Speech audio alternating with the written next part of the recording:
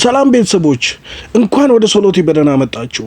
ቤተሰቦች በዛሬው ቆይታችን እስከ መጨረሻው ልታዩት የግድ የሚል የሰፈሬ ልጅ የተሰኘውን እጅግ አጓጊና ልብ አንጠልጣይ እውነተኛ የፍቅር ታሪክ ይዤላችሁ መጥቻለሁ። እንደምትወዱት አልጠራጠርም። መልካም ቆይታ። የባለ ታሪኳን እውነተኛ ህይወት እነሆ። ኤታን እባላለሁ። የባህር ዳር ልጅ ነኝ። አዲስ አበባ ዩኒቨርሲቲ የሶስተኛ ዓመት ተማሪ ነኝ። አሁን ለክረምት እረፍት ወደ ባህር ዳር መጥቻለሁ። በዛውም 2 ዓመት ሙሉ ያላየሁትን የሰፈሬ ልጅ ለማየት። የልጁም ስም ቢኒያም ይባላል። የሰፈሬ ልጅ ነው። ሲበዛ እልህኛ እና ነገረኛ ልጅ ነው። አንድም ቀን የሰፈሬ ልጆች ጋር ተጣልቼ አላውቅም። እሱ ጋር ግን ሁሌም እንደተጣላን ነው። ወደ ዩኒቨርሲቲ ስገባ ግን ተለያየነ። ክረምት ሲመጣ ለ2 ዓመት አላገኘሁትም። የሚገርመው ግን እሱን ከተለየሁ ቀን ጀምሮ ደስታ የሚባል ነገር ሸሸኝ። ማንም ወንድ ልጅ ደፍሮ ገላዬን አይነካኝም። እሱ ጋር ግን ሁሌም እንላፋለን፣ የምር ጸብ እንጣላለን። በቃ በጣም ያስጠላኛል። ውጤት ሲመጣልኝ ከሱ መለየቴን ሳስብ በጣም ደስ አለኝ። ግን ከሄድኩ በኋላ ሁሉም ነገር ተቀየረ። ጠረኑ ይናፍቀኝ ጀመር። በቃ ናፍቆቱ እህልን ከለከለኝ። ጓደኞቼ እሱ ጋር እንደማንስማማ ያውቃሉ። ምን ብዬ ስልኩ ልጠይቃቸው? አሁን ወደ ባህር ዳር ከመጣው በኋላ አላየሁትም። ሰፈራችን እንደ ድሮ አይደለም። በጣም ቀዝቅዟል።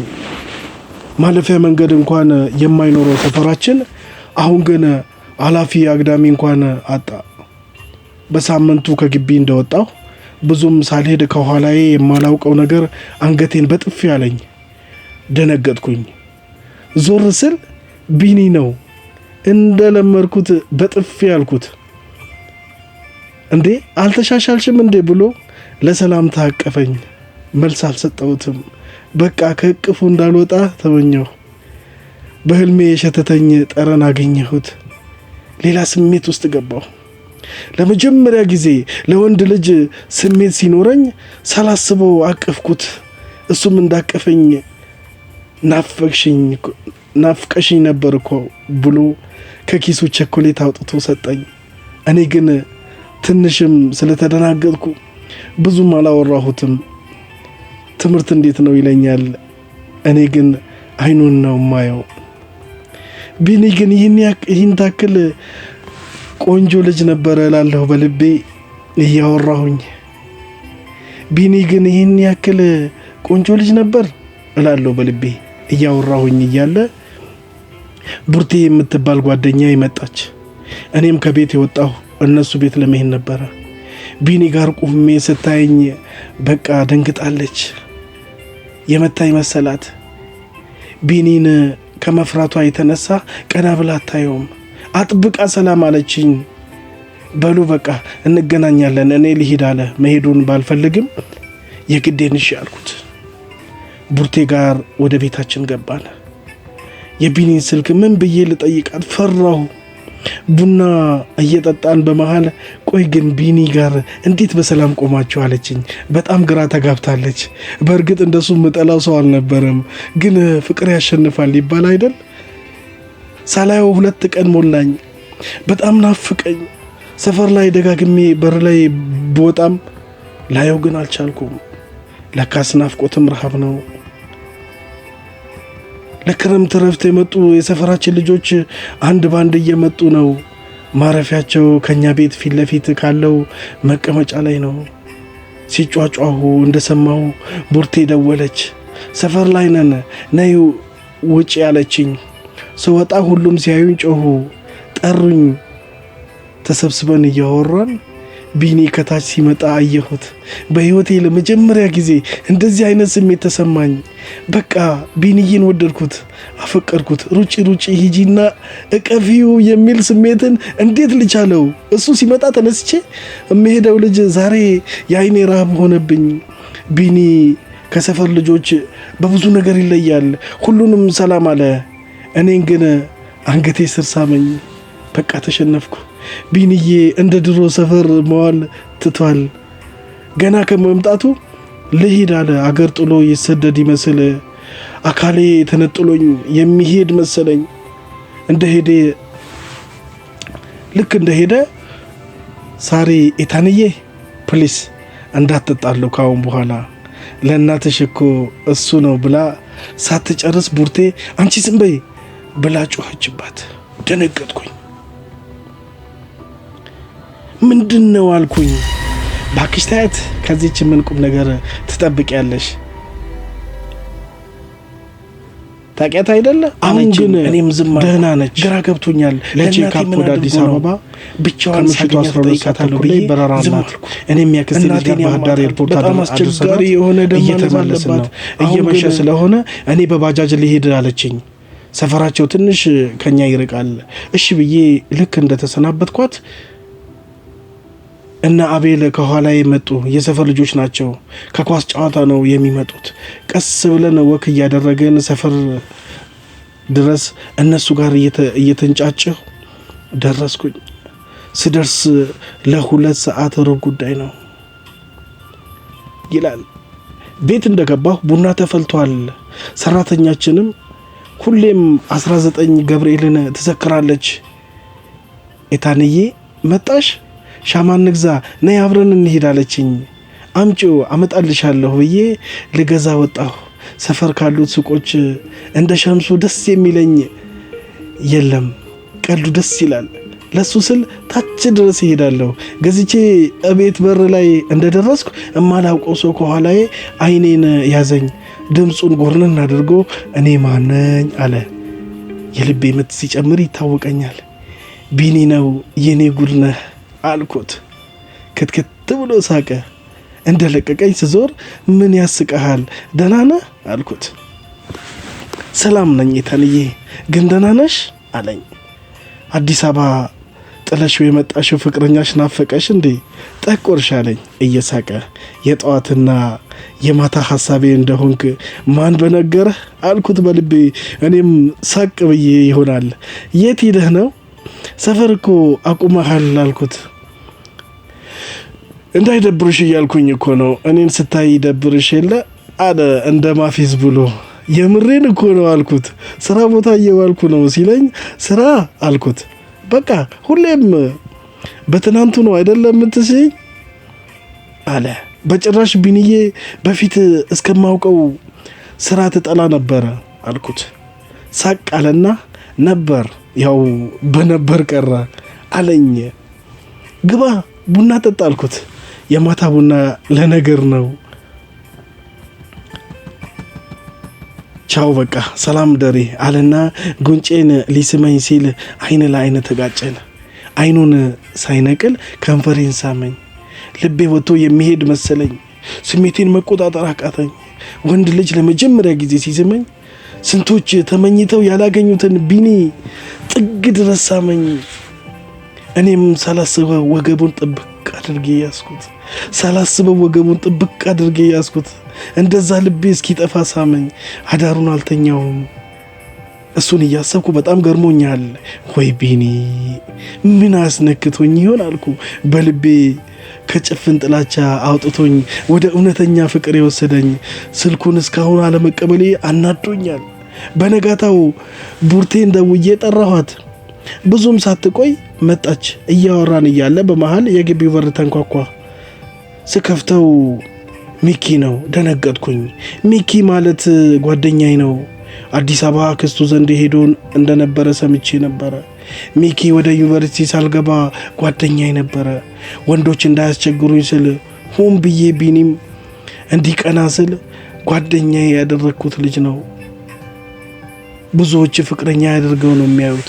ከቢኒ ጀምሮ ግን እኔና ሚኪ መሃል ምንም ነገር የለም። እኔ ማስመስለው ነገር እንጂ በእርግጥ ይወደኛል። ከኔ ስሜቱ ባይኖርም ሰላም ተባብለን ግባ አልኩትኝ።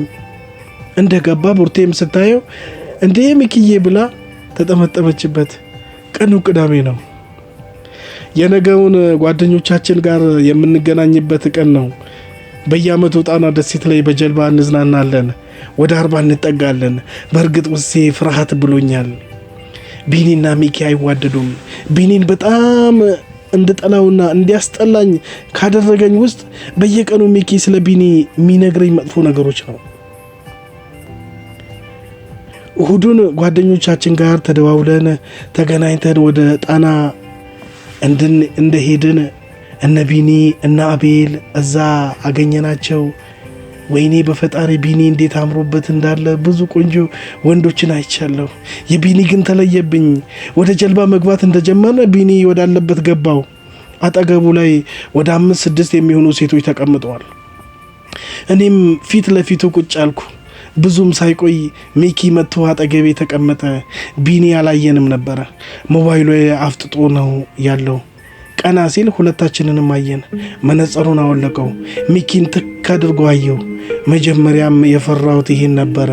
እኔ ላይ አፈጠጠብኝ። በመሃል ሚኪ ምን ታፈጥባታለህ አለው። በልቤ ይሄኔ ነው መሸሽ አልኩኝ። ቢኒ እንኳን ተናግረውት ቀና ብለህ አየኝ ብሎ በቴስታ መሬት ጋር የሚደባልቅ ልጅ ነው። ቢኒ ከተቀመጠበት ቆመ። ሚኪም ተነስቶ ቆመ።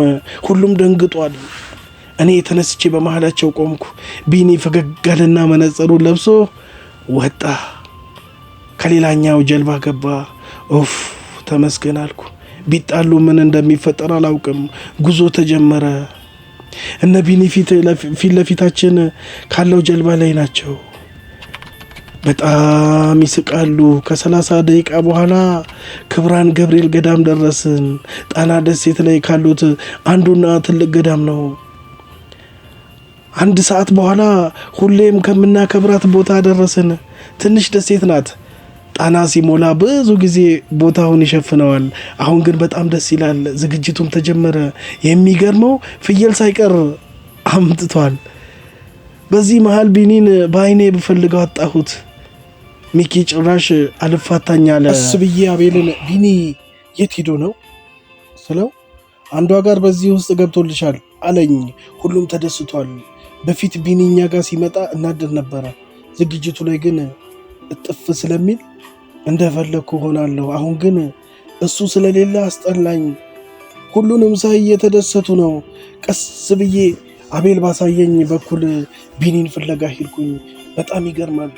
ጣና ግን ምን ያህል ቢሞላ ነው ይህን የሚያክል ደን በውሃ ሙላት የሚወጣው እላለሁ። ቢኒን አጣሁት። ከሩቅ ግን ደስ የሚል የሙዚቃ ድምፅ ይሰማኛል። ትንሽ እንደተጓዙ ቀይ ጽጌሬዳ መሬት ላይ ተነስንሷል። ጽጌሬዳውን ተከትዬ መጓዝ ጀመርኩ። ገረመኝ። ምን አይነት ጽጌሬዳ ቢያገኙ ነው የማያልቅ አልኩ። በልቤ ርዝመቱ ገርሞኛል። መሃል ጽጌሬዳው ላይ ትንሽ ወረቀት አገኘው። ፍቅር ቅንጣት ነው ጠብታ ይላል። ልቤ እንደ መደንገጥ ብሏል። የተነሰነሰውን ጽጌሬዳ ተከትዬ ሲሄድ ወደ ሆነ ጥሻ ውስጥ እያመራኛል። የወታደር ስልጠና ቤት ይመስል የግዴን ዝቅ ብዬ ተንበርክኬ አለፍኩኝ። መጨረሻ ላይ ግን ያየሁት ነገር ከዓይኔ አልፎ ልቤን ማረከኝ። በጣም የሚያምር ቦታ ነው። በጉንጉን አበባ የተሞላ እዛ ውስጥ ቀና ብል ሰማይ ብቻ ነው የሚታየኝ። ዙሪያውን በሚያምር ደን የተሞላ ነው። ከኋላዬ ሳላየው ዓይኔን ያዘኝ ቢኒ። ልቤ ደረቴ ባይኖር ወጥቶ ይሄድ ነበር። እጁን እንደያዝኩት ቀስ ብዬ ዞር አልኩ። የሚገርመው በዚህ ቅጽበት ቢኒ እንደሚስመኝ ሳውቅ በደስታ ተሞላሁ። ገና ሳይስመኝ ስሜቴን እንኳን በቅጡ ማወቅ አቃተኝ። እየሳመኝ ልብሴን ከላይ ላይ ሲያወልቅ አልታወቀኝም። በቃ ውስጤ ብቻ የማላውቀው ደስታ ውስጥ ገብቻለሁ። እንደ ህልም ያደርገኛል። በኋላ የወለቀውን ልብሴን ወደ ላይ መለሰው። ግንባሬ ላይ ሳመኝና ደረቱ ላይ አቀፈኝ። እኔም ተጠመጠምኩበት። በጣም ደስ አለኝ። እስከ ዛሬ ፍቅርን አለማየቴ ቆጨኝ። ቢኒ ጋር የተጣላሁባቸውን ዘመን ረገምኩት። እሱ ጋር በተኛው ብዬ ተመኘው። ለምን ተወኝ ቢኒ፣ ለምን ተወኝ ቢኒ ግን ስለው አፌን በእጁ ያዘው። ከራሴ በላይ አውቅሻለሁ፣ ወንድ አታውቂ ታድዬ፣ ምን ይሁን ብለሽ ነው ንጽህናሽን በሜዳ እንደ ቀላል ነገር እምትገፊው አለኝ። ይበልጥ ወደድኩት። በልቤ ፈጣሪን አንድ ነገር ለመንኩት፣ ያሳየኝ ፍቅር እንዳይነሳኝ ብዬ። ጣቶቼን በጣቶቹ መሃል ከቶ ወደ ዝግጅቱ ተመለስን። ሚኪ ከሩቅ ሲያየን ፊቱ ላይ መረበሽ ታየበት። ቡርቴ እጅ ለእጅ መያያዛችን ስታይ ግርምት ፈጥሮባታል። ወይን ይዛልን መጣች። ውሃ ዳር ቁጭ ብለናል። ሁሉም ነገር ለእኔ የተዘጋጀ መሰለኝ። ለመጀመሪያ ጊዜ ወይን ስጠጣ በመሃል ሚኪ ጠራኝ። መሄድ አልፈለግኩም። አሁንም ደግሞ ጠራኝ። ቢኒ ሂጂ አለኝ። እንደ ሄድኩ ከየት መጡ ያልተባሉ ሴቶች ቢኒን ከበቡት። በቃ ተናደርኩ። ለካ ፍቅርም ይቀናል አልኩኝ በልቤ። ሚኪ እያወራኝ፣ ሀሳቤ ግን ቢኒ ጋ ነው። ምን እንደሚላቸው ባላውቅም በሚያወራቸው ነገር ጥርሳቸውን አይከርኑም። በመሃል ሚኪ ኤታን አለኝ። ከሀሳቤ አነቃኝ። ምን ሆን እንሻለኝ? ሰላም ነኝ አልኩት። ቅድም እኮ አጣሁሽ አለኝ። አዋ ቢኒ ጋ እኮ ወደ ውስጥ ነበርን ስለው፣ እሱ ልጅ እኮ ሲበዛ ጮርባሪ ነው፣ አውቆ ነው ቅልስልስ የሚለው፣ ክፍተት ካገኘ ጉር ነው የሚያደርግሽ ሲለኝ ሚኪ የሆነ አውሬ መስሎ ታየኝ። አስጠላኝ። መልስ አልሰጠሁትም። ስልኬ ጠራ። ሰራተኛችን ናት። ዘግቼ ልደውልላት ብዬ ራቅ አልኩኝ። ስደውል ስልኬ ባላንስ የለውም። ቡርቴን ስጠይቃት የእሷም የለውም። ወደ ቢኒ ሲሄድ አይቶኝ ሊነሳ ሲል ስልክ ስጠኝ አንዴ ልደውል ብዬ ተቀበልኩትና ራቅ አልኩኝ። የሙዚቃ ድምፅ ስላለ ይረብሻል። የቢኒን ስልክ ስከፍተው ደነገጥኩኝ። የሕፃንነቴን ፎቶ ስክሪን ሴቨር አድርጎታል። በጣም ገረመኝ። ደውዬላት እንደጨረስኩ ስልኩን መነካካት ጀመርኩ። ወደ ጋላሪ እንደገባሁ ያየሁት ነገር በጣም ገረመኝ። መጀመሪያ ላይ ማይ የሚል አልበም አለ። ስከፍተው አዲስ አበባ ዩኒቨርሲቲ ግቢ ውስጥ እና በተለያዩ ቦታና ጊዜ ፎቶ አስነስቶኛል። እንዴ ይከታተለኝ ነበር ማለት ነው አልኩኝ። በጣም ብዙ ፎቶዎችን አየሁ። እሱ ያስነሳቸውን ልይ ብዬ ልገባ ስል ስልኩ ጠራ። ቶሎ ወጣሁና ወሰድኩለት። ያ ቀን በጣም በሚያምር ቀን አለፈ። ማታ ላይ ትንሽ ደክሞኝ ስለነበር ሻወር ገብቼ እንደጨረስኩ ስልኬ ሲጠራ ተሰማኝ። 2 ጊዜ ተደውሏል። ቁጥሩን አላውቀውም። በመሃል ሜሴጅ ገባልኝ። ቡርቴ ናት። መጠርጠር ነበረብኝ እኮ ይላል። ሳኩኝ። እንደዚህ ስትለኝ እንደደውልላት ስል መጀመሪያ ላይ ያልመለስኩት ስልክ ተደወለብኝ። ሳነሳው እረ ጥጋብ፣ እኔ መጥቼ ላንሳው አለ። ቢኒ ነው። ሳላውቀው ቁጭ አልኩኝ። ይደውላል ብዬ ስላላሰብኩ ማውራው ነገር ጠፋኝ። እጄ ውሃ ውስጥ የነከርኩት ይመስል ላበላብ ሆነ። ሻወር ገብቼ ነው ይቅርታ አልኩት። እረ አያስጠይቅም፣ ይቅርታ አያስጠይቅም አለኝ። ብዙ አወራን። ስልኩን ከዘጋሁት በኋላ ስልኩ ላይ ያየኋቸው ፎቶዎች ጭንቀት ፈጠረብኝ። ነገውን ቡርቴ እቤት መጣ እያወራን በመሃል የቡርቴ ስልክ ጠራ። ሚኪ ሰው ጋር ተጣልቶ ትንሽ ተመቶ ሆስፒታል እንደገባ ነገሯት። ደንግጠን ስንሄድ ግንባሩ፣ እግሩ፣ በቃ ሙሉ አካሉ ማለት ይቻላል በፕላስተር ታሽጓል። ይበልጥ ደነገጥን። ቡርቴ ምን ሆኖ ነው አለች። ጓደኞቹ ምን እንደሚሉ አይሰማሙም፣ ብቻ ያጉረመርማሉ። ነርሷ መጣ።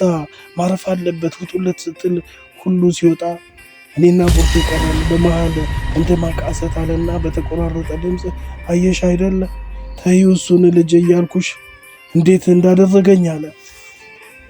ከመደንገጤ የተነሳ ምንም አልተናገርኩም። ቡርቴ ቢኒ ነው እንደዚህ ያደረገ አለች በቁጣ። አሁን በጭንቅላቱ አሳያት። ተናደድኩኝ። ቡርቴ ወደ ውጭ ወጥታ መጣች። በጣም ተናዳለች።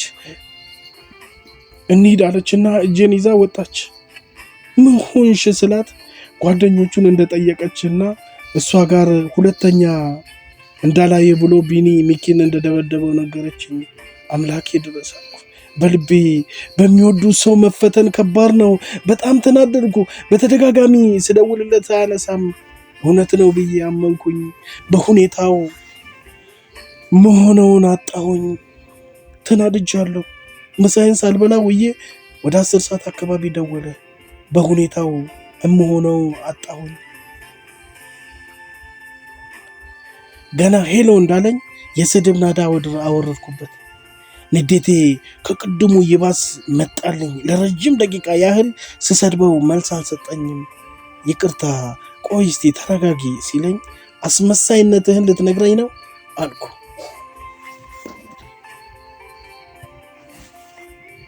የእውነት ለመናገር ለሁሉም ነገር ቅርብ ነኝ፣ ለመደሰትም ለመከፋትም። በቃ ውስጤ በንዴት ቆሰለ። ቢኒ በጣም እወደዋለሁ፣ ግን እንደዚህ አይነት ልክስክስ የሆነ ስራ ይሰራል ብዬ አላስብም ነበረ። ታዲያ ምን ዋጋ አለው?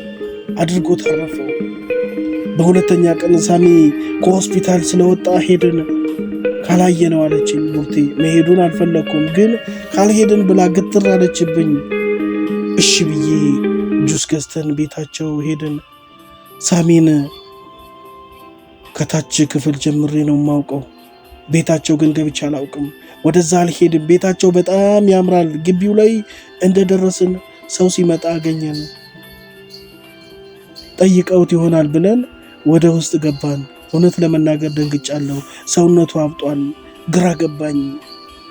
ቆይ ግን በምን ቢመጣህ ነው እንደዚህ የሆንከው አልኩት። መታወቂያቸው ጓደኞቹ ጋር ተሰባስቦ ነው እንደዚህ ያደረገኝ። እንደ ባዳ ሲል ደንገጣልኩኝ። ባዳ የምትለውን ቃል ስሰማ እንዴ ዘመድ ናቸው እንዲህ አልኩኝ። በመሃል ዘመድ ሊያየው መጣ። እኛ ተሰናብተነው ቀስ ብለን ወጣን። በጣም ግራ ተጋብቻለሁ። ቡርቴን ቢኒና ሚኪ ዘመድ ናቸው እንዴ አልኳት። ቡርቴ ክትክት ብላ ሳቀች። ሙርት ይዣለች እንዴ አለችኝ። ወንድሙ እኮ ነው አለችኝ በድንጋጤ። ስልኬን ለቀቅኩት። መሬት ላይ ስክሪኑ ተሰነጠቀብኝ። ወንድሙ የምትለው ቃል ጆሮዬ ላይ አቃጨለችብኝ። እንዴ እኔ እዚህ ሰፈር አይደለሁም ማለት ነው አልኩኝ። ቢኒ ታችኛው ቤት አባቱ ጋር ነው የሚኖረው አለችኝ። ወንድሙ የምትለዋ ነገር እየባስ እየከነከነችኝ። ይህን ግፍ እንዴት በወንድሙ ላይ ይሰራል አልኩኝ። በጣም ተናደድኩ። ማታ ላይ ቢኒ ደወለ። አላነሳ አልኩኝ። ይቅርታ ፈለጌሽ ነው አንዴ ደውይልኝ ብሎ ሜሴጅ ላከልኝ። አልመለስኩለትም። የሚገርመው በዚህ ስራው ተናድጄም በጣም ናፍቆኛል። ነገውኑ ውጪ ላይ ተሰብስበን እያለ ቢኒ ከታች ሲመጣ አየሁት። የሆነ ቦርሳ ነገር በኋላው ይዟል። ውስጤ ሲረበሽ ይታወቀኛል። እየቀረበ ሲመጣ የልቤ ምት ጨመረ። ማታ ምን አለበት ስልኩን ባነሳው ኖሮ አልኩኝ። ቡርቴ እንዳታነሺው ስላለችኝ ቆጨኝ። እየቀረበ ሲመጣ ትልቅ የልብስ ቦርሳ ይዟል። አቤል ስደት አስቦ ነው እንዴ? ይሄ ልጅ ወዴት እየሄደ ነው አለ። ሁሉ ሰላም አለና እኔን እንደ ከዚህ በፊቱ ሳያስታውቅ አንገቴን ሳመኝ። ደነገጥኩኝ። የእውነት ከፋኝ። ይሄን ታክል ሰድቤው እንኳን አልተቀየመኝም። በጥያቄ ያዋከቡት ወዴት ልትሄድ ነው እያሉ ወደ ገጠር አለ። ሁሉም ሳቁ። እኔ ግን እስካሁን የናፍቆቴ ረሃብ አልወጣልኝም። አይኑን አየዋለሁ። በሉ ልሂድ ሲል እኔ የምርህን ነው አልኩኝ። ሳቅ አለና አዋ አለ። አንድ ሰው ማን ነው የሚሸኘኝ አለ። ሳሪ ቀድማ ብድግ አለች። አቤል ቁጭ በይ አላት። ተነሺ ትንሽ ሸኘው አለኝ። ደነገጥኩ። ሳላቅማማ ተነሳ። እየተጓዝን በመካከላችን ዝምታ ሰፈነ። ማን ያወራ? ስልኩ ጠራ። ቡርቴ ደወለች። ምን ፈልጋ ነው አለ። አነሳውና ላውድ አደረገው። እንዴት ነህ ሰላም ነው አለችው። መሰለኝ አለ እንደ መሳቅ አለችና ማታ ለኢታን ደውለህ ነበር አለችው። እና ምን ይጠበስ አላት። አሁንም ቢሆን ገና እንድትጠላህ አደርግሃለሁ አለች። እኔ የሚያወሩት ነገር ድራማ ሆነብኝ። መጨረሻ ላይ ከኔ ራቅ አለና አውርቷት ጨርሶ መጣ። ምንድነው ነገሩ አልኩት። እባክሽ ምንም አትጠይቂኝ፣ ሁሉም ሲያልቅ እነግርሻለሁ አለኝና መጓዝ ጀመርን። ቦርሳውን ለአንድ ባለባጃጅ ጓደኛው ሰጠና ወደ አንድ ትልቅ ሆቴል ይዞኝ ገባ። ቁርስ አልበላሁም አለ። አብረን በላን። በቃ ብዙ ነገር አወራኝ። ሳናስበው ሰዓቱ ሄደ። 10 ሰዓት ሆኗል። እሱ ጋር ስሆን ሁሉ ነገር የረሳሁት። ቀረህ እንዴ ስለው ስቀልድ እኮ ነው የሰው ቦርሳ ነው አለኝ። ደስ አለኝ። ተያይዘን ወደ ሰፈር ሄድን። ማንም የለም። ሰፈሩ ጭር ብሏል። እቤት ካለገባህ አልኩት። ከሰራተኛችን ውጪ ማንም እንደሌለ እናቴ ለቼካፕ አዲስ አበባ እንዳለች ነገርኩት። አውቃለሁ ደውዬላታለሁ አለ። ምን አልኩት። ስቀልድ ነው አለ። እንደምንም ብዬ ወደ ቤት አስገባሁት። ሰራተኛችን ገና ስታየው ቢንዬ ብላ ተጠመጠመችበት። ደነገጥኩ። የት ታውቂዋለሽ አልኳት። ሁለቶቹ ክትክት ብለው ሳቁ። አያስቅም አልኩ። በሉማ ግቡ ቡና ላፍላ ብላ እየሳቀች ሄደች። ቢኒ ጋር ውስጥ እያወራን ቡና ፈልቶ ጠጥተን ከምሽቱ 3 ሰዓት ሆነ። ለእኔም ግራ ገባኝ። እሱ ጋር ስሆን ሰዓቱ እንዴት እንደሚሄድ እንዴት እንደሚሮጥ ልሄድ ብሎ ሲነሳ ሰራተኛችን እዚህ ካላደርክ ብላ ድርቅ አለች። እኔም እደር በቃ አልኩት። የእንግዳ ክፍል ማስተካከል ስጀምር ሰራተኛችን መጣችና አንቺ ክፍልሽ ማይተኛ አለች። አቤት አልኳት። ምን ችግር አለው የአንቺ ክፍል ውስጥ ብዙ ጊዜ ይተኛል ብዬ ነው አለች። ከድንጋጤ የተነሳ እንደ እንጨት ደርቄ ቀረሁ።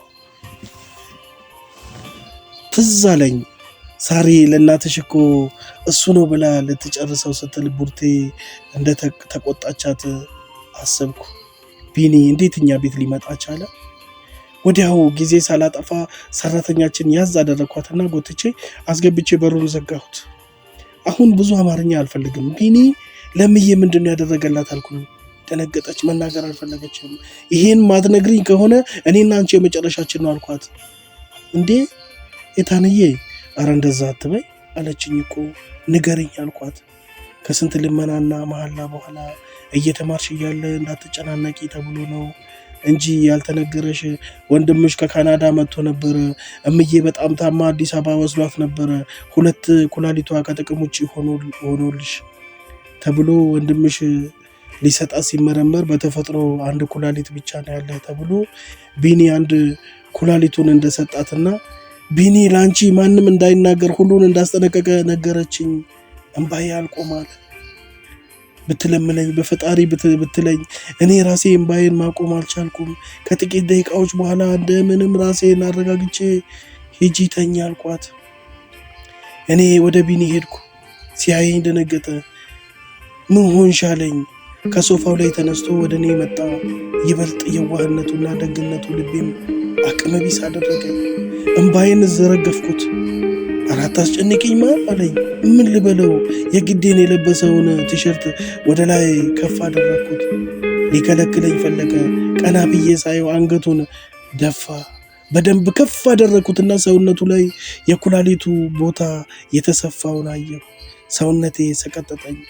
ትዝ አለኝ ፍቅር ቅንጣት ነው ጠብታ ያለኝ ቢኒ እድሜ ልኬን ልከፍለው የማልችል ውለታ ዋለልኝ። በቃ ለኔ ከእናቴ ውጭ ህይወቴ ባዶ ናት። በቃ መጀመሪያዬም መጨረሻዬም ቢኒ ነው አልኩ። ለውስጥ የነገርኩት እጁን ይዤ ወደ ክፍሌ ወሰድኩት። ምንም አልተናገርኩኝም። እሱም ምንም አልተናገረኝም። የክፍሌን በር ዘጋሁ።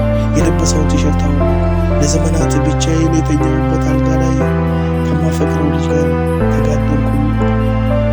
ያን ሁሉ ዓመት ብቻዬን ስተኛ ያን ታክል ያላስደስተኝ ክላሴ በህይወቴ አይቼ የማላውቀው ደስታ ሰጠኝ። ህልሜ እስኪመስለኝ ድረስ ቢኒ ከዛች ቀን ወዲህ ለሰዓት እንዲለየኝ አልፈለኩም። ሀገሬን እንደ አዲስ አስተዋወቀኝ። ሰፈር ውስጥ የሚያውቀን ሁሉ ወሬ ስለኔና ስለሱ ብቻ ሆነ። ቡርቴ ደውላልኝ ልታገኘኝ እንደምትፈልግ ነገረችኝ። እሺ አልኳትና አንድ ካፌ ላይ ተቀጣጠሩ። በጣም የምወዳት ጓደኛዬ ነበረች። ለካስ እያሴረችብኝ ነበረ። በጣም ያማል። ያመኑት ሲከዳ ሰዓቱ እንደደረሰ ወደ ተቀጣጠርንበት ሊሄድ ባጃጅ ስሳፈር የሚኪን ጓደኛ አገኘሁት። ሰላም ብዬው የት ጠፋ ስለው ቤተሰቡ ጋር ወደ ተሳባይ አካባቢ ቤት እንደቀየሩ ነገረኝ። ሚኪ ዘንድ ሄደህ ነበር ተሻለው አልኩት። አዋ ሂጄ ነበረ። ቤት የለም አሉኝ። መቼ ይቀመጣል ብለሽ ነው? የቀረውን አንድ እግሩን እስኪሰብሩት አለ። እነማን አልኩኝ። ብዙም ትኩረት የሰጠው ባለማስመሰል ያው እዛ ቁማር ቤት ነው አለኝ። ደነገጥኩ። ቁማር ቤት ነው እንዴ መጀመሪያ የሰበሩት አልኩኝ። እና አታውቂም እንዴ አለ። እቤት ላይ ለእናቱ ሁለተኛ ቁማር ላይ ጫወት ቃል ስለገባላት በቁማር ነው እንደዚህ የሆነ ከተባለ ስለምታዝንበት ወንድሙን ቢኒ ነው እንደዛ ያደረገኝ ብሎ ተናገር ብቻ። እናቱ ብትጠራጠርም አምነዋለች አለ። ውስጤ ቅጥል አለ። ከቦታው ሲደርስ ቡርቴና ሚኪ ቁጭ ብለዋል። የባሰ አስጠሉኝ። ሰላም አልኳቸው። ጫወታቸው ያስቃል።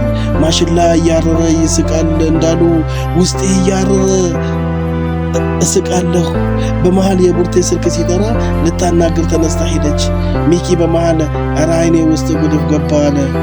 ምን አለ አይንህን ባጠፋው አልኩኝ በልቤ። ኧረ በሆነ ነገር አውጭልኝ ብሎ ጠጋ አለ። አይኔ ውስጥ ምንም የለም አልኩት። እያቃጠለኝ እኮ ነው እፍ በይልኝ አለ። አንድ ጊዜ እፍ ብዬለት ሁለተኛ ልስም በዛ ቅጽበት እሱ ከንፈሬን ሲስመኝ ከኛ ፊት ለፊት የተቀመጡት ጎረምሶች ፎቶ ሲያነሱን በጥፊ ያልኩት። በቃ መሆኑ አጣው። እንዴ ምን ችግር አለው? ምን ሆነሽ ነው አለ። እንደው እንደ ቀላል ነገር ምን ሆነሽ ሲለኝ አለማፈሩ ገረመኝ። ተነስቼ ወጣው። ይሄን ሁሉ ያደረገችኝ ቡርቴ ናት። ሳላስበው እንባዬ ተናነቀኝ። እኔ ለሷ ላደረኩላት ውለታ ይሄ ለኔ ይገባኛል። በጣም ተናደድኩ። ስደውልላት ስልኳን ዘግታለች። ወደ ቤት ሄጄ የሆነውን ሁሉ ለሰራተኛችን ነገርኳት። እሷም ነገሩ ቡርቴ እንዳቀነባበረችው ስላወቀች እሷን ለኔ ታያታለች። ቢኒን ሳላየው 2 ቀን ሆነኝ። በዛ ላይ ስልኩ ዝግ ነው። በቃ ሚኪ ሲስመኝ ያነሱኝን ፎቶ አይቶ ነው። በእድሌ በጣም አዘንኩ። ቢኒ ማታ ላይ ሲደውልልኝ በጣም ደነገጥኩኝ። እጄ እየተንቀጠቀጠ አነሳሁት። የታንዬ በጣም ይቅርታ መንገድ ወጥቼ እኮ ነው አለኝ። ተመስገን አምላኬ። ትንሽ አወራኝና ሰው ጋር ነኝ ነገ እንገናኛለን ብሎ ስልኩን ዘጋ። ነገውን ዝናብ ጠዋት የጀመረው እስከ ማታ ሰዓት ዘነበ። ዛሬም ሳላይ ወዳደር ነው እያልኩ በመሃል ሰራተኛችን እቃ እንደገዛላት ሱቅ ላከችኝ። እኔም ድንገት ባየው ብዬ ከመሸ ጥላ ይዤ ወጣሁ። እቃውን ሰፈር ላይ አጥቼ ወደ ታች ሄጄ ገዝቼላት መጣሁ። ቢኒን አለማግኘት በጣም ቀር አለኝ። ሰፈር እንደደረስኩ ሳሪን አገኘኋት። ሳሪ ወሬና ሚስጥር የሚባል መደበቅ አይሆንላትም። ቡርቴ የት ሄዳ ነው ጠፋች አልኳት። እኔም አላየኋትም፣ ግን ናፍቆት ሰው ያጠፋል እንዲህ አለችኝ። ማለት ስላት ድንገት ፍቅረኛዋ ናፍቃት እንደሆነ ብላ ሳቀን። የትኛው ፍቅረኛው ነው የሚናፍቃታል? ደንግጫለሁ።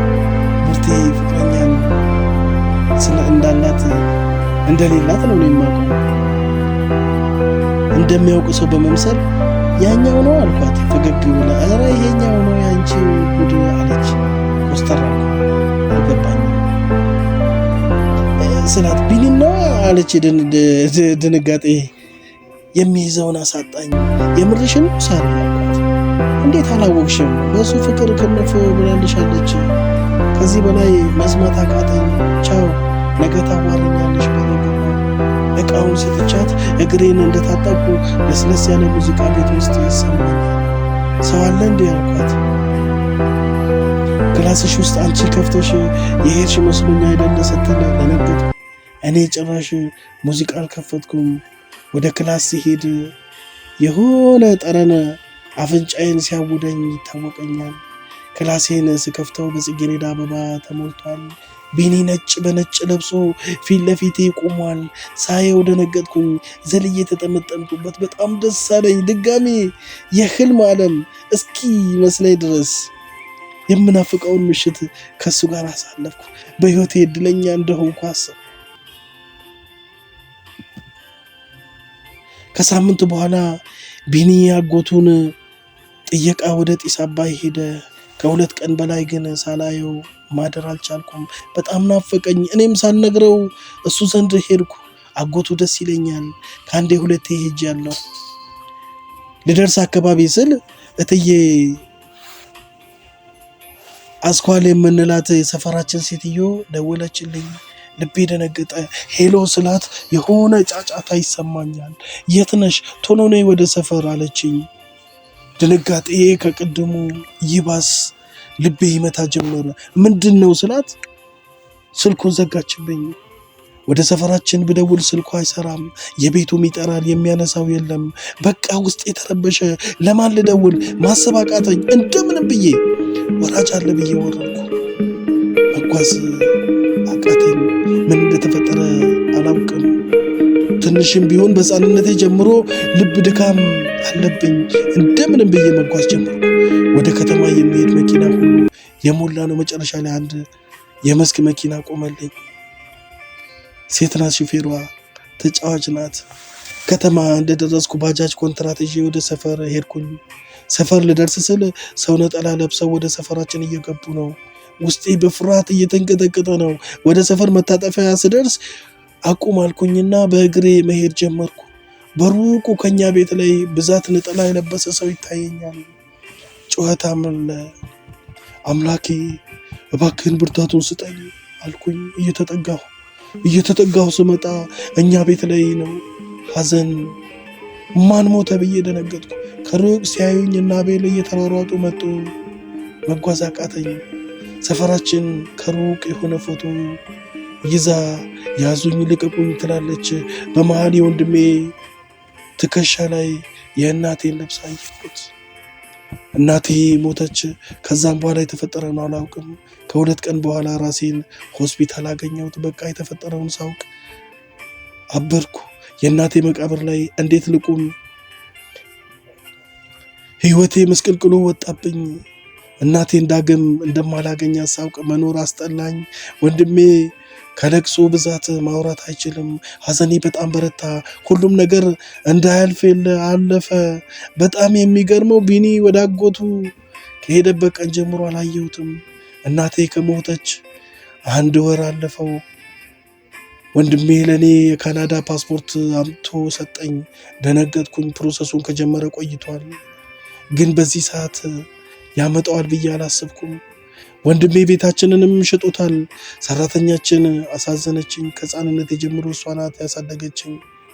እናቴን አጥቻት፣ ሰራተኛችን አጥቻት፣ ቢኒን አጥቼው መኖሬ አስጠላኝ። በቃ ምርር ብዬ አለቀስኩኝ። ወንድሜን አልሄድም አልኩኝ። እንደዛ ስለው ከእኔ በላይ አበደ። አውቃለሁ ከአሁን በኋላ ያለኝ ብቸኛ ተስፋዬ ወንድሜ ነው። ይህን ሀሳብ ደግመሽ እንዳታስቢው አለኝ። ለመብረር 2 ሳምንት ሲቀረን ወደ አዲስ አበባ መሄድ አለብኝ አለኝ። ልቤ በፍርሃት ተውጧል። ሰፈር ላይ አቤልን አገኘሁት። ቢኒን ስጠይቀው እንዳላየው ነገረኝ። መናገርም አልፈለገም። በቃ ስለ ቢኒ ከአቤል ውጭ የሚያውቅ የለም። ቢኒን የማግኘት ተስፋዬ መነመነ። ሳቄ ሁሉ ሐዘን ዋጠው። ወደ አዲስ አበባ ልንሄድ ስንል እቃችንን ስናወጣ ሰራተኛችንም ቦርሳውን አወጣች። ደነገጥኩ። አንቺ ወዴት ልትሄጂ ነው አልኳት እየሳቀች። የእጇ ቦርሳዋን ከፍታ ፓስፖርቷን አሳየችኝ። ዘልዬ ተጠመጠምኩባት። እናቴ እኔ ጋር የምትሄድ ያህል ነው የተሰማኝ። ደስ አለኝ። ወንድሜን ሄጄ አቀፍኩት። በጣም አመሰገንኩት። ለእሷም የካናዳ ፕሮሰስ ጨረሰላት። በቃ ሰፈሬን ስለቅ ውስጥ የተረበሸ። ቢኒን ሳስበው እምባዬን አልቻልኩም። ያለፈው ሁሉ አልፎ ካናዳ ቶሮንቶ ገባን። ወንድሜ ካናዳን ይወዳታል። ለብዙ ዓመታት ኖሮባታል። እኔ ግን ሀሳቤ ቢኒ ጋር ነው። ቢኒ ከህይወቴ ለ1 ሰከንድ መጥፋት አልቻለም። እሱን የማላስብበት ጊዜ የለም። ከብዙ ጊዜ በኋላ አቤልን ዋትሳፕ ላይ ያገኘሁት። በጣም ደስ አለኝ። በቃ ለአንዴና ለመጨረሻ ጊዜ ነው የማገኘ። እውነቱን የምትነግረኝ ከሆነ ምንም ሳትደብቀኝ ንገረኝ አልኩት። እኔ እንደዛ ስለው እንደ መደናገጥ ቢልም ጉዴን ይነግረኝ ጀመረ። ቢኒ ወደ ጢስ አባይ አጎቴ ጋር ሄዳለሁ ያለኝ አውቁ እንደሆነና እናቴ ዘንድ ወደ አዲስ አበባ እንደሄደ እናቴ ደም ማነስ ስላለባት በጣም ታማ ስለነበረ እሷን ሊያያት እንደሄደ ነገረኝ። ድብስብስ አድርጎ ተናግሮ ማለፍ ፈለገ። እኔም በጣም ገረመኝ። አንድ ጥያቄ የፈጠረብኝ ነገር አለ አልኩት። ቢኒ ይህን ያክል ለእናቴ መስዋዕትነት የከፈለ ለምንድን ነው አልኩት። ያን አላውቅም አለኝ። ምናልባት ስለሚወድሽ ይሆናል አለኝ።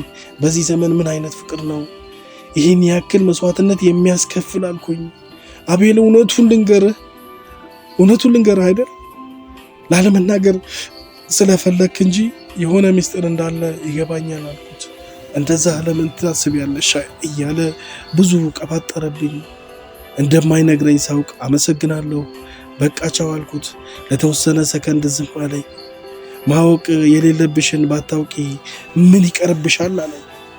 የሚጠቅመኝን እኔን ነኝ ማወቅ አልኩት። እሺ በቃ ሰርኬን ጠይቂያት አለኝ። ሰርኬ ማለት ሰራተኛችን ናት። አሁን የባሰ ደነገጥኩ። እነዚህ ሰዎች ቢኒ እንዴት አድርጎ ቢቆልፋቸው ነው ይህን ያክል ለመናገር የከበዳቸው አልኩኝ። እሺ ብዬ ተሰናብቼው ተለያየን። ሰራተኛችንን በሌላ ቀን ማታ ላይ ብዙ ስናወራ ቆየንና ከብዙ ጭቅጭቅና ንትርክ በኋላ ቢኒ ይህን ሁሉ ሊያደርግ የቻለው የቢኒ እናት ለእናትሽና ለአባትሽ መለያየት ዋና ምክንያት ናት አለኝ። ደነገጥኩኝ። የቢኒ እናት በጣም ክፉና ወረኛ ስለነበረች ለእናትሽ ስለ አባትሽ መጥፎ ነገር እየተናገረች እንዲፋቱ ያደረገች እሷ ናት አለችኝ። ከዚያን በኋላ አባትሽ ታሞ ስለነበረ ብዙም ሳይቆይ እንደሞተና እናቴም የአባቴን መሞት ስትሰማ ከዛን ቀን ወዲህ በሽተኛ እንደሆነች ብዙ ስቃይ እንዳሳለፈች በሰዓቱ ገና ሕፃን እንደሆንኩ ነገረችኝ። ቢኒ ይህን ሁሉ ስለሚያውቅ እናቱ ጋር ተጣልቶ አባቱ ጋር እንደሚኖርና እናቴ የሞት አፋፍ ላይ ሆና ታማ ኩላሊቱን እንደሰጣት በተለያየ ጊዜ ደግሞ ደም ማነስ ስላለባት ደሙን እንደሰጣት ነገረችኝ። ይህን ሁሉ ያደረገው እናቴ የበደለቻትን እሱ ሊክሳት እንደሆነ እኔንም ስለሚወደኝ ይህን ሁሉ እንዳደረገ ስትነግረኝ የሰማሁትን መቀበል አቃተኝ። በእንባ ታጠብኩ። ቢኒ የልጅ አዋቂ ነው። እድሜውና አስተሳሰቡ ባይገናኝም በህይወት እስካለሁ ድረስ ቢኒን ደግሞ የምጠብቀው ለራሴ ቃል ገባሁ። እኔ ነኝ የምጠብቀው። ከብዙ ልፋት በኋላ እኔም በጥሩ ውጤት ተመረኩኝ። ወንድሜ በጣም ደስ አለው። ህይወት ቀጠለች። ስለ ቢኒ ሳልሰማ አመታት አለፈኝ። እሁድ ቀንን ወደዋለሁ። ጓደኞቼ ጋር ስንዝናና ውለን ወደ ቤት መጣሁ። ሰራተኛችን ሳያት ተኝታለች። እኔም ልረፍ ብዬ ወደ ሩሜ ሲሄድ ለስለስ ያለ ሙዚቃ ተሰማኝ። ወደ ክላሴ የሚሄድበት ኮሪደር እንደ ጨፌ የተጎዘጎዘ ቀይ ጽጌረዳ አየሁ። የልቤ ምት ሲጨምር ይታወቀኛል። ቀስ ብዬ በሩን ከፈትኩት። በህይወቴ ብዙ የሚያምሩ ክላሶችን አይቻለሁ።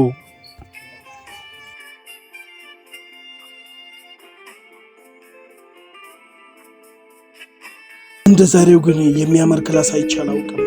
ወደ ውስጥ ገባሁ። ሳላስበው ከኋላዬ አይኔን ከደነኝ። ድምፁን ጎርነን አድርጎ እኔ ማነኝ አለ። ቢኒ ነው። ከደስታዬ ብዛት የተነሳ ጨውኩኝ፣ ተጠመጠምኩበት። ብዙ ጊዜ አልቅሻለሁ። እንዳሁን ግን የደስታን ባህል አለቀስኩም። በቃ ቢኒ ማለት ለእኔ ወንድሜ፣ እህቴ፣ እናቴ፣ አባቴ፣ ፍቅረኛዬ፣ ጓደኛዬ ነው። በህይወቴ አልሜ የማላውቀውን ነገር አደረገልኝ። የእናቴን ቀለበት አሰረልኝ። ከዚህ በላይ ፍቅር የት አለ? ለቢኒ አረገዝኩለት። ህይወት ትቀጥላለች። አንድ የምወደው የመጽሐፍ ቅዱስ ቃል አለ። በለሱን የጠበቀ ፍሬውን ይበላል፣ ጌታውን የጠበቀ ይከበራል ይላል። ቤተሰቦች፣ በዛሬው ቆይታችን ከባለ ታሪኳ እውነተኛ የህይወት ታሪክ ብዙ እንደተማራችሁ ተስፋ አደርጋለሁ። ጠቃሚ ነገር አግኝተንበታል ብላችሁ የምታምኑ ከሆነ ቀጣይ ከዚህ የተሻለ ሀሳብ ይዤ መቅረብ እችል ዘንድ ቪዲዮውን ላይክ፣ ሼር፣ ቻናሉን ሰብስክራይብ ማድረግ እንዲሁም ደግሞ የደወል ምልክት መንካቶን አይርሱ። አመሰግናለሁ።